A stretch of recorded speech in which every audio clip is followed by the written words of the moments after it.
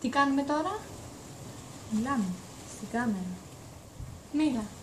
Α, είναι και το πρώτο μας βίντεο, οπότε θα αρχίσουμε ωραία. Μακάρι.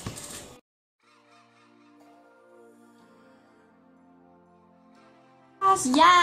Είμαι η Αλεξάνδρα, Και εγώ είμαι η Τζέννη. είμαστε 13 χρονών. Και σκεφτήκαμε να ανοίξουμε αυτό το κανάλι γιατί μας άρεσε σαν ιδέα και επειδή θέλουμε να σας ικανοποιήσουμε.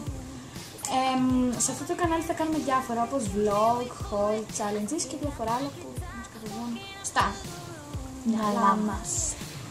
So subscribe if you want to see what's next. Booyah!